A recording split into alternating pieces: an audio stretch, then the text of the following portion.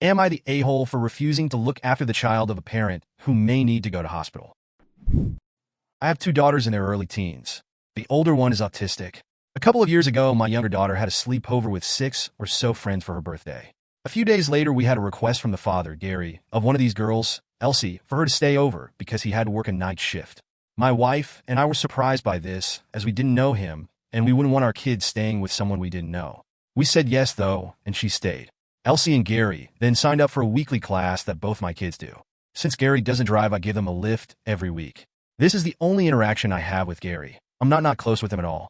Despite this, he asked on a few more occasions, maybe 3 or 4, for Elsie to stay at our house.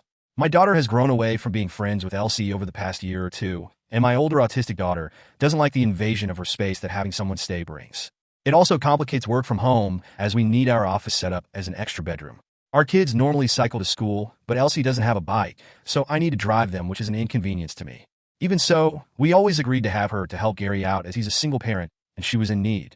Recently, though, he has become ill and been admitted to hospital. He asked for her to stay with us while he was in, and we agreed as he's a single father, and we felt sorry for him. We ended up having her for 5 days, but we weren't sure how long it would be initially. Gary knew he would need to go back into hospital at some point, but made no arrangement for Elsie and assumed she could stay with us again. He ended up going back in earlier than expected and basically dumped her on us again. We felt we had no choice but to look after her. Again, we had no ideas how long this would be for. It was 10 days this time, and we were all beyond our comfort zone with the situation, but my autistic daughter was really struggling with having a guest in the house for that long.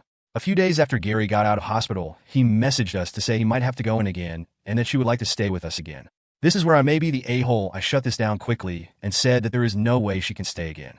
I feel bad because he is a single parent and claims he has no one else to turn to, but I feel that he has had plenty of time to sort out other arrangements and that I need to put my own children first. Her mother is alive, but not an option for reasons that I don't know about. So am I the a-hole for not helping out a sick father in need for the 6th or 7th time?